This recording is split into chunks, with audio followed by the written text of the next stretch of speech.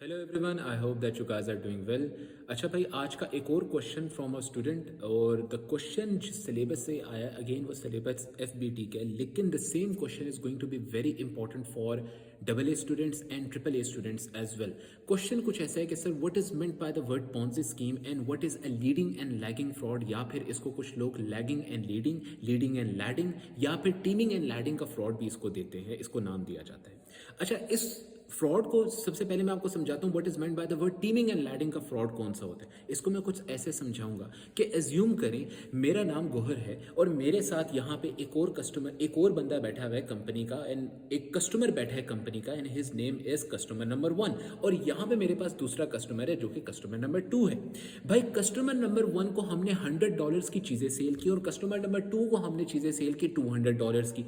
Customer number 1 की बारी आई payment करने की, उसने $100 पे किए, मैंने वो पैसे लिए, अपनी जेब में डाले, घर गया, उड़ा के वापस ऑफिस में आके बैठ गया। मतलब वो पैसे कस्टमर 1 के $100 मुझे किसको देने चाहिए थे? टू माय बॉस, बट मैंने कंपनी को नहीं दिए, मैंने अपनी जेब में डाले, खा के। अब मेरा बॉस कुछ दिनों बाद आता है, मुझे कहते हैं कि भाई कस्टमर 1 से $100 की पेमेंट आनी थी, उससे फोन करके पूछो अभी तक उसने क्यों नहीं भेजी।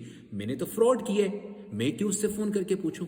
मैं जाऊंगा कस्टमर 2 को बोलूंगा कि भाई आपके $200 आपने पे करने थे ना, काइंडली आप कर दें। कस्टमर 2 बोलेगा ठीक है, मैं आपको $200 आपके बेच रहा हूँ। वो मुझे $200 भेजेगा, मेरे पास आएंगे 200। मैं अपने बॉस को जाके बोलूंगा सर कस्टमर 1 से हमने $100 जो रिसीव करने थे, आप ये ले $100। और कस्टमर 2 ने अभी 200 पे करने थे, लेकिन उसने सिर्फ कितने पे किए? $100। मतलब इस कस्टमर 2 की रिसीट से मैंने कवर कर लिया अपना इनिशियल फ्रॉड। अब जब कस्टमर 2 की बारी आएगी, मेरा बॉस बोलेगा कस्टमर 2 ने अभी तक अपने रिमेनिंग 100 नहीं पे किए, मैं कस्टमर 3 के पास जाऊंगा, मैं उसको बोलूंगा सर आपने अपने $200 पे करने थे, या $100 जितने भी उसने बैलेंस पे करना था, मैं उससे बोलूंगा उसमें से अपने बॉस को जाके बताऊंगा सर ये कस्टमर 2 के $100 और ये बाकी कस्टमर 3 के।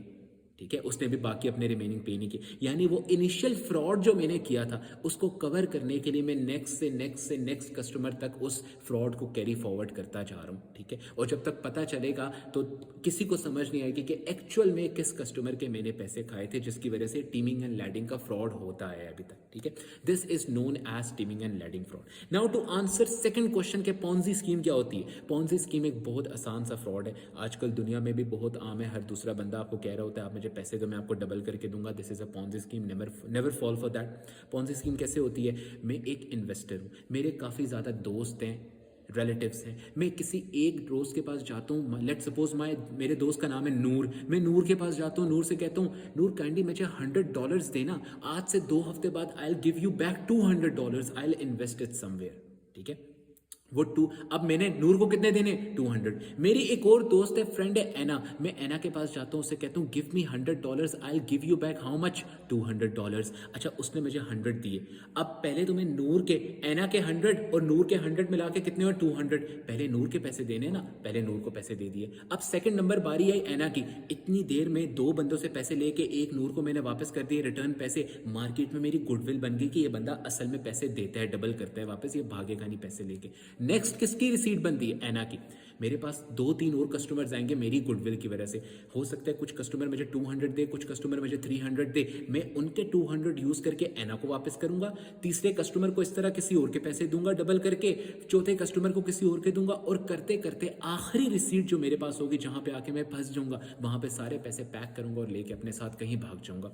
This Ponzi scheme was developed by a person whose actual name was Ponzi, और इसने ये स्कीम चलाई थी टिकट्स के ऊपर, मेल टिकट्स के ऊपर ये स्कीम चलाई थी।